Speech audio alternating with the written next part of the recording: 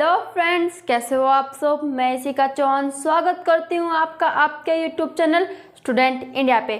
तो आज हम इस वीडियो के अंदर संज्ञा को पढ़ेंगे कि संज्ञा क्या होती है। तो देर ना करते हुए वीडियो स्टार्ट करते हैं। अब संज्ञा है वो शब्द के भेद होते हैं। क्या होते हैं? शब्द के भेद होते हैं। वैसे हमारे प्रीवियस वीडियो के अंदर हम वाक्य और उनके भेदों को पूरा करके आए हैं। इस वीडियो में हम संज्ञा को पढ़ेंगे जो शब्द के भेद होते हैं। शब्द के भेद हम पढ़ चुके हैं। तो प्रयोग के आधार पर जो शब्द के भेद थे, प्रयोग मतलब विकार के आधार पर कुछ भी मान लो, जो शब्द के भेद थे विकारी शब्द और अविकारी शब्द। तो विकारी शब्द के अंदर हमने पढ़े थे संज्ञा, सर्वनाम, क्रिया, विशेषण। ये जो हमने पढ़े थे उन्हीं में से एक है हमारा संज्ञा। तो ये किसका भेद हुआ? शब्द का ही भेद हुआ। अगर विकारी शब्द का भेद है तो उसी के हिसाब से जो संज्ञा है वो भी शब्द का ही हमारा भेद हुआ। तो अब ये भी शब्द ही होते हैं, संज्ञा शब्द। इनका मतलब क्या होता है? हर शब्दों को अलग अलग हिसाब से बांटा है। अब विकारी शब्द का भेद है। विकारी मैंने आपको बताया था कि जिसमें लिंग, वचन, कारक, काल के अकॉर्डिंग बदलाव हो, जिनमें बदलाव हो जल्दी ही बदल जाए। ठीक है, जैसे लड़का, लड़के, लड़की, ये लिंग, वचन, कार के अकॉर्डिंग बदल जाते हैं। तो संज्ञा भी उसी का भेद है। इसका मतलब जो संज्ञा शब्द होंगे वे सभी लिंग, वचन, कारक, काल के अकॉर्डिंग क्या होंगे? बदल जाएंगे। एग्जाम्पल हम लेते हैं, हमारा उदाहरण क्या है? लड़का। अब इसको आप चेंज कर सकते हो, लिंग के अकॉर्डिंग क्या बना सकते हो? लड़की, वचन, लड़के। तो ये लिंग वचन के अकॉर्डिंग क्या हो गया? बदल गया। अब ये बदल गया, इसका मतलब ये क्या है? एक अविकारी शब्द है, सॉरी विकारी शब्द है। अविकारी शब्द में तो जिनमें बदलाव नहीं होता है। तो ये जो शब्द है हमारे, यही हमारे संज्ञा शब्द है। यही क्या हमारे संज्ञा शब्द है। शब्द हमने पढ़े थे कि दो या दो से अधिक वर्णों के मेल से क्या होता है? शब्दों का निर्माण होता है। दो या दो से अधिक वर्णों के समूह को हम शब्द कहते हैं।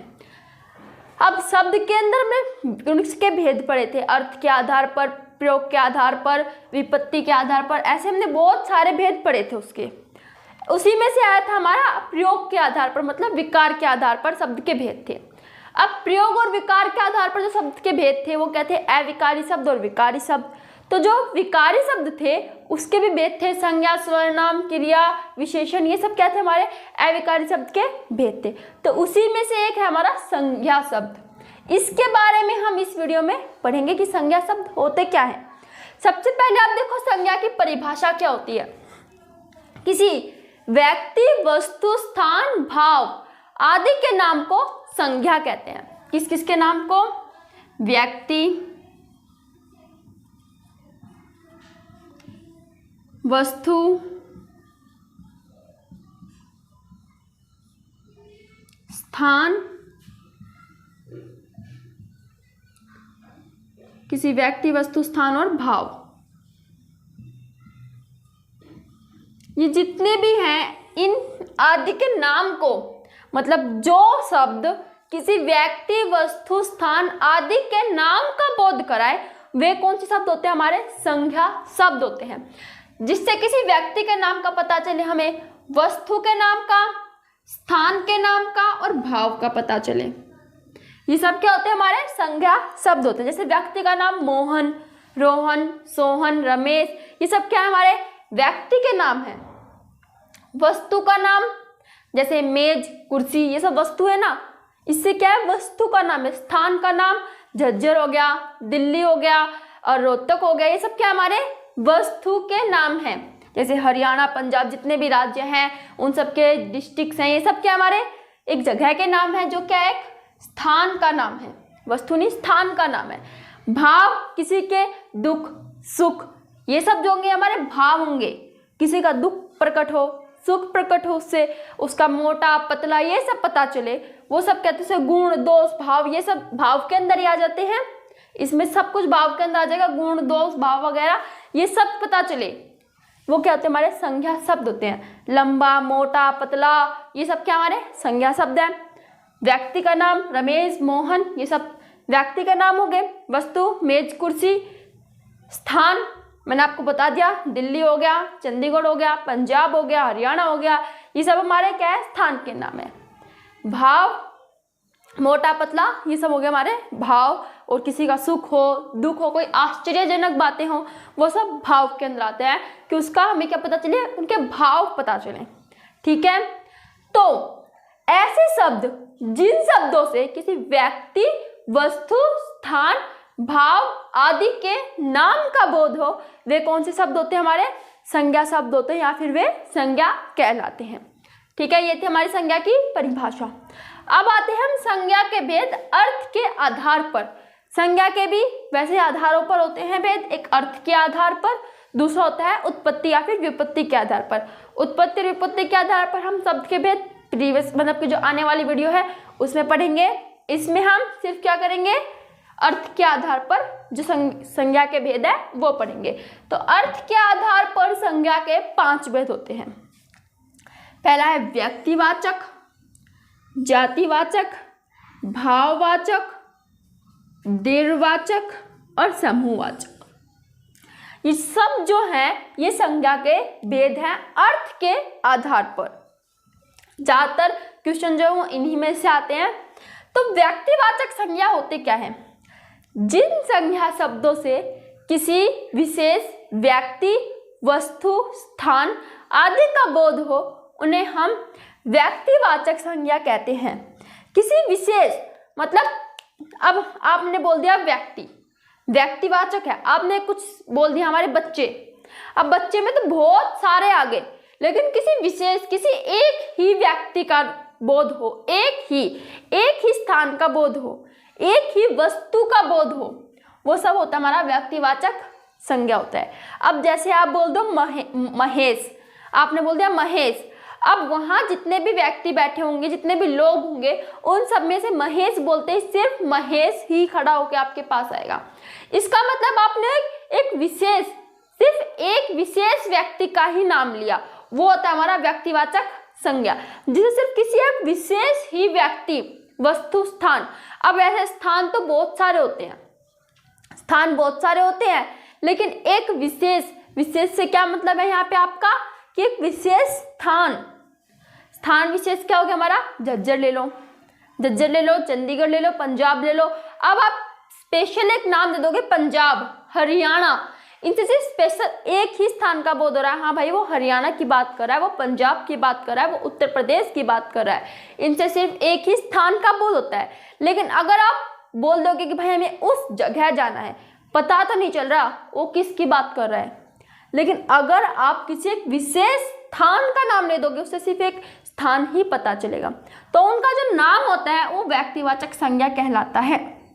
मतलब इस संज्ञा के अंदर क्या था कि हम जो बोलते थे वो ग्रुप में भी आ सकता था। जैसे बोलते हैं नदी, नदी भी संज्ञा है, नदी भी क्या है, संज्ञा है। लेकिन अगर आप बोल दो गंगा नदी, तो वो व्यक्तिवाचक संज्ञा है। व्यक्तिवाचक संज्ञा क्यों है वो, क्योंकि उससे क्या हो रहा है, सिर्फ किसी एक विशेष नदी का पता चल रहा है, गंगा नदी। आप बोल दो नदी, कौन सी नदी, कावेरी, कृष्णा, गोदावरी, कौन सी, लेकिन गंगा नदी सिर्फ एक ही नदी, कौन सी, हमारी पवित्र नदी जिसे मानते हैं गंगा नदी।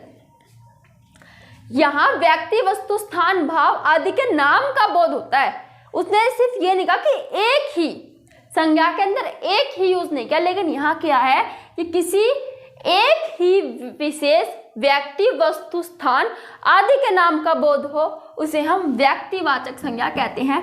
मतलब सिर्फ एक ही व्यक्ति होना चाहिए, कोई विशेष, यहाँ पे विशेष शब्द नहीं आया। जिन शब्दों से किसी व्यक्ति, वस्तु, स्थान, भाव आदि का बोध हो उन्हें संज्ञा कहते हैं। किसी भी व्यक्ति, वस्तु, स्थान आदि का बोध हो, लेकिन यहाँ किसी विशेष व्यक्ति, वस्तु, स्थान मतलब विशेष कोई एक ही, जिसका नाम लेते वो समझ जाए हाँ ये सिर्फ यहाँ सिर्फ मेरे बारे में बात हो रही है।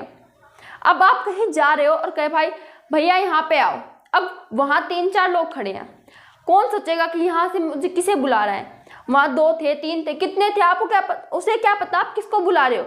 लेकिन अगर उसमें से किसी का नाम महेश है, आप बोलो महेश यहाँ पे आओ, तो वो समझ जाएगा हाँ सिर्फ मुझे बुलाया जा रहा है, तो भैया यहाँ पे आओ ये सिर्फ एक संज्ञा होगी कि हाँ आप उसे बुला रहे हो, भैया यहाँ पे आओ। लेकिन यहाँ पे क्या हो गया, आपने एक विशेष व्यक्ति का नाम ले दिया, महेश यहाँ पे आओ, तो वो एक संज्ञा भी हो गई, लेकिन वो कौन सी संज्ञा है, व्यक्तिवाचक संज्ञा है। ठीक है, अब आता है जातिवाचक संज्ञा।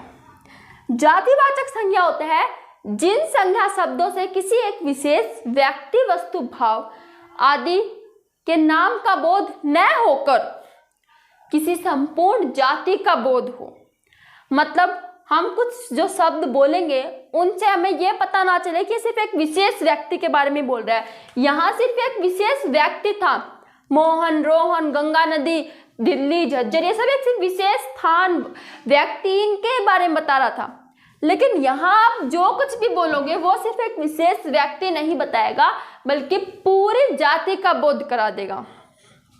अब जैसे आप बोल दो क्या, पुस्तक।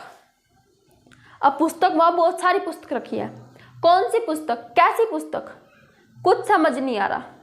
पुस्तक, सिर्फ एक पुस्तक से हमें सभी पुस्तक का बोध हो गया। पुस्तकालय, जिसमें बहुत सारी पुस्तकें रखी होती हैं, पुस्तकालय। लेकिन यहाँ आपने किसी बोले भाई वो पुस्तक लाओ, वो कौन सी पुस्तक लेके आएगा, आपने सिर्फ किसी की जाति के बारे में बताया, हाँ भाई यहाँ पुस्तक है, बहुत सारी है, किसी के बारे में बताया पुस्तक, वो नहीं बताया आपने कौन सी चीज लेके आनी है, क्या लेके आना है, वहां से कौन सी पुस्तक लेके आनी है।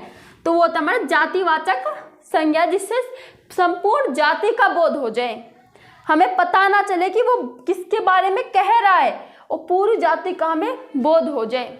वो क्या होते हैं, हमारे जातिवाचक संज्ञा होते हैं। जैसे बच्चे, बच्चे बहुत सारे होते हैं, कैसे बच्चे, कौन सा बच्चा, पता तो नहीं चला उससे, तो वो होता है हमारा जातिवाचक संज्ञा, जिस संज्ञा सबसे संपूर्ण जाति का बोध हो जाए, वो होते हैं हमारे जातिवाचक संज्ञा। अब बच्चा जो है वो संज्ञा है, क्योंकि बच्चा क्या है, व्यक्ति है, एक व्यक्ति तो है, विशेष ना हो व्यक्ति तो है, वो बच्चा संज्ञा तो है, लेकिन वो व्यक्तिवाचक संज्ञा न होकर जातिवाचक संज्ञा है। जातिवाचक संज्ञा मतलब वो व्यक्तिवाचक संज्ञा न होकर जातिवाचक संज्ञा है। तात्पर्य है कि वो उससे हमें किसी विशेष व्यक्ति के बारे में पता नहीं चल रहा है, उससे हमें सभी बच्चों के बारे में पता चल रहा है। आपने बोल दिया नदी, मैंने अभी थोड़ी देर पहले बताया था नदी, किसी विशेष नदी के बारे में पता नहीं चल रहा है, लेकिन वहीं आप बोल दो गंगा नदी, कावेरी नदी, इनसे सिर्फ विशेष एक नदी के बारे में पता चल रहा है। तो ऐसे संज्ञा शब्द जिनसे संपूर्ण जाति का बोध हो, वो हमारे जातिवाचक संज्ञा कहलाते हैं। अब आता है भाववाचक संज्ञा। ऐसे संज्ञा शब्द जिनसे किसी के भाव, गुण, दोष, अवस्था, दशा आदि का बोध हो, वो हमारे क्या होते हैं, भाववाचक संज्ञा होते हैं। किसी का गुण का पता चले, दोष का पता चले, सुख दुख का पता चले, हमें किसी के दशा, अवस्था, उसकी कैसी हालत है, उनके बारे में पता चले, वो क्या होते हैं, हमारे भाववाचक संज्ञा होते हैं।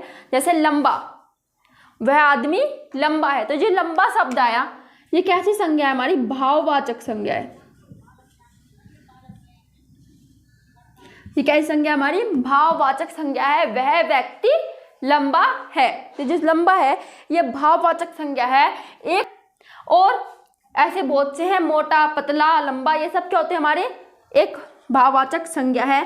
सुख दुख, ये भी क्या है, एक भाववाचक संज्ञा है। ठीक है, ये थे हमारे क्या, भाववाचक संज्ञा। अब आते हैं हम दीर्घवाचक संज्ञा में। व्यक्तिवाचक संज्ञा क्या बताया था मैंने आपको, एक बार और देखो। व्यक्तिवाचक संज्ञा मैंने बताया था जिससे किसी एक विशेष व्यक्ति, वस्तु, स्थान आदि का बोध हो। जातिवाचक संज्ञा विशेष व्यक्ति, वस्तु, स्थान आदि का बोध न होकर, जिस संज्ञा शब्द से किसी विशेष व्यक्ति, वस्तु, स्थान आदि का बोध न होकर संपूर्ण जाति का बोध हो, जातिवाचक संज्ञा। भाववाचक संज्ञा जिन संज्ञा शब्दों से किसी व्यक्ति के या किसी के भी गुण, दोष, दशा, अवस्था आदि का बोध हो, भाववाचक संज्ञा। यहाँ पे भाव का भी बोध हो सकता है, उसके भाव का भी बोध होगा। ओके, अब हमारे भाववाचक संज्ञा तक। अब आते हैं हमारे दीर्घवाचक संज्ञा पे कि दीर्घवाचक संज्ञा क्या होती है। ऐसे संज्ञा शब्द जिनसे द्रव्य या फिर पदार्थ का बोध हो, किसी द्रव्य या फिर पदार्थ का बोध हो। मतलब ऐसे शब्द जिन शब्दों से पता चले कि हाँ भाई ये शब्द किसी नई वस्तु को बनाने का निर्माण करते हैं। कोई नई वस्तु क्या करते हैं, निर्माण करते हैं। अब जैसे हो गया लकड़ी, सोना, चांदी, ये सब क्या हमारे दीर्घवाचक संज्ञा है। कैसे, अब देख लो आप, सोना, सोना क्या है, हमारी संज्ञा है, क्योंकि वो एक वस्तु का नाम है, वस्तु है तो क्या है, एक हमारी क्या है, संज्ञा है। अब दीर्घवाचक संज्ञा वो कैसे हुई, क्योंकि उस सोना जो है उससे हम किसी नई चीज का निर्माण करते हैं, आभूषण का निर्माण करते हैं, ठीक है, तो वो है दीर्घवाचक संज्ञा। मतलब ऐसे पदार्थ या फिर द्रव्य का बोध हो, जिस संज्ञा शब्द से किसी पदार्थ या द्रव्य का बोध हो, उन्हें हम दीर्घवाचक संज्ञा शब्द कहते हैं। और वो पदार्थ ऐसे होने चाहिए जिनसे किसी दूसरी वस्तु का निर्माण हो सके। ओके, ये था दीर्घवाचक संज्ञा। अब आता है हमारा समूहवाचक संज्ञा। समूहवाचक संज्ञा होता है जिस संज्ञा शब्द से किसी पूरे समूह या फिर समुदाय का बोध हो, उसे समूहवाचक संज्ञा कहते हैं। इनके नाम में ही है, व्यक्ति मतलब किसी व्यक्ति का बोध हो, जाति किसी जाति का बोध हो, भाव का बोध हो, द्रव्य का बोध हो, समूह या फिर समुदाय का बोध हो, द्रव्य या पदार्थ का हो, व्यक्ति, वस्तु, स्थान आदि का बोध हो, किसी विशेष एक ही नाम होना चाहिए उसमें, जाति, संपूर्ण जाति का बोध हो, भाव किसी के भाव, गुण, दोष, अवस्था, दशा आदि का बोध हो, द्रव्य किसी द्रव्य या पदार्थ का बोध हो, समूह किसी समूह या फिर समुदाय का बोध हो। वे होते हमारे समूहवाचक संज्ञा से परिवार, कक्षा, ये सब हमारे समूहवाचक संज्ञा है कि जहां हमें पता चले कि हाँ बहुत सारा समूह है, यहाँ पे समूह है, यहाँ पे बहुत सारे व्यक्ति बैठे हुए। कक्षा का नाम ले दिया, आपने कह दिया कक्षा में जाओ। अब आपको पता है कक्षा में बहुत सारे बच्चे होते हैं, कक्षा में क्या होते हैं, बहुत सारे बच्चे होते हैं, तो वो क्या है, वो बच्चों का समूह है, झुंड। झुंड से क्या पता चला कि वहाँ भाई वो किसी चीज का झुंड है, वहाँ बहुत सारी भीड़ है, भीड़ इकट्ठी हुई हो, या वो किसी का भी झुंड हो, भेड़ का हो, गाय भैंस का हो, किसी का भी झुंड हो, वो झुंड होता है। परिवार, परिवार में बहुत सारे लोग मिलके रहते हैं, उनका समूह होता है परिवार, बहुत सारे लोगों का, तो क्या है, समूहवाचक संज्ञा है। मतलब ऐसे संज्ञा शब्द जिनसे पूरे समूह या फिर समुदाय का बोध हो, वे समूहवाचक संज्ञा कहलाते हैं। और जातिवाचक संज्ञा कहते हैं हमारे ऐसे संज्ञा शब्द जिनसे पूरी जाति का बोध हो, जिनसे पूरी जाति का बोध हो, वे जातिवाचक संज्ञा होते हैं। लेकिन जिनसे समूह का बोध हो, वे समूहवाचक संज्ञा होते हैं। ठीक है, अंतर है इन दोनों में। इसमें जाति का बोध हो रहा है, इसमें समूह का, झुंड का, भीड़ जो टाइप बात है ना, उन सब चीजों का बोध हो रहा है समूह के अंदर कि हाँ भाई वहाँ बहुत भीड़ भड़का सी चीज है, वहाँ नहीं जाया जा सकता। अब बहुत सारी भैंसें जा रही हो, क्या आप उनके बीच में से जा सकते हो? नहीं, आपको पता है वहाँ जगह ही नहीं होगी जाने के लिए। ठीक है, लेकिन अगर कहीं बहुत सारी पुस्तकें रखी हो तो वहाँ आप आराम से जा सकते हो, वहाँ भीड़ थोड़ी ना होगी।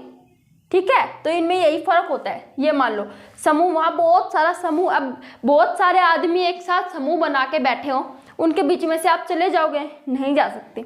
ठीक है, तो वो होता है हमारा समूहवाचक संज्ञा। एक बार और देख लेते हैं हम इन्हें। संज्ञा ऐसे शब्द जिनसे किसी व्यक्ति, वस्तु, स्थान, भाव आदि का बोध हो। यहाँ पे मैंने बोला है जिनसे किसी। अब आप लोग सोच रहे होंगे संज्ञा की डेफिनेशन में और व्यक्तिवाचक की संज्ञा की परिभाषा, इन दोनों में क्या अंतर है? तो मैंने बोला जिनसे किसी व्यक्ति, वस्तु, स्थान, भाव आदि के नाम का बोध हो। लेकिन व्यक्तिवाचक संज्ञा के अंदर क्या है? ऐसे संज्ञा शब्द जिनसे किसी विशेष, इसमें बीच में विशेष और जुड़ जाएगा, इनसे किसी विशेष और जुड़ जाएगा। यहाँ विशेष जुड़ेगा, यहाँ विशेष नहीं जुड़ेगा, क्योंकि आप ऐसे व्यक्ति या फिर वस्तु का नाम भी ले सकते हो जो क्या झुंड में जाति का आदि का बोध कराए। लेकिन यहाँ आप सिर्फ ऐसे ही चीज का नाम लोगे जो स्पेशल एक ही वस्तु का क्या कराए, बोध कराए। नाम, एक नाम से पता चल जाए हाँ ये एक व्यक्ति के बारे में बात की जा रही है। तो संज्ञा और व्यक्ति तो आराम से आपका जो डाउट होगा वो क्लियर हो चुका होगा। जातिवाचक संज्ञा जिससे संपूर्ण जाति का बोध हो, संपूर्ण जाति का बोध हो। भाववाचक संज्ञा जिससे किसी के भाव, गुण, दोष, अवस्था आदि का बोध हो, भाववाचक संज्ञा। द्रव्यवाचक संज्ञा जिस संज्ञा शब्द से किसी द्रव्य या फिर पदार्थ का बोध हो, वे द्रव्यवाचक संज्ञा होते हैं। समूहवाचक संज्ञा जिन संज्ञा शब्दों से किसी समूह या फिर समुदाय का बोध हो, समूहवाचक संज्ञा कहलाते हैं। ठीक है, इसका एक उदाहरण क्या थे हमारे, नदी, महेश, रमेश, ये सब संज्ञा के उदाहरण हैं। इसके उदाहरण ले लो, रमेश, महेश, गंगा नदी, स्पेशल किसी विशेष नदी के बारे में बात हो रही है। झज्जर, ये सब एक स्पेशल विशेष स्थान के बारे में बात हो रही है। ओके, जातिवाचक संज्ञा में क्या था हमारा, नदी आएगा। नदी मतलब संपूर्ण नदी का बोध हो रहा है, किसी एक नदी नहीं, संपूर्ण नदियों का बोध हो रहा है। ठीक है, भाववाचक संज्ञा में लंबा, मोटा, किसी के भाव, सुगंध, गुलाब बहुत क्या है, सुगंधित है, मतलब उसमें जो है खुशबू बहुत अच्छी आ रही है, सुगंध। ठीक है, भाववाचक संज्ञा होगा हमारा लंबा, मोटा, पतले, सभी भाववाचक संज्ञा है। द्रव्यवाचक संज्ञा सोना, चांदी, लकड़ी, ये सब द्रव्यवाचक संज्ञा है, क्योंकि द्रव्यवाचक संज्ञा सिर्फ वही संज्ञा होती है जिनसे हम किसी जो है चीज़ों का निर्माण कर सकते हैं। सोना और चांदी से हम आभूषण का निर्माण कर सकते हैं, लकड़ी से तो आपको पता है फर्नीचर बनाए जाते हैं। समूहवाचक संज्ञा ऐसे संज्ञा सब जिनसे पूरे समूह या फिर समुदाय का बोध हो, जैसे क्या बताया था मैंने आपको, परिवार, झुंड, ये सब क्या हमारे समूहवाचक संज्ञा है। ओके, ये थी हमारी संज्ञा। आई होप कि आपको ये बहुत अच्छे समझ में आ चुकी होगी। अगर आपको ये वीडियो अच्छी लगी हो तो इसे लाइक, सब्सक्राइब एंड शेयर करें। कोई डाउट हो कमेंट सेक्शन में बताएं। Thanks for watching my video.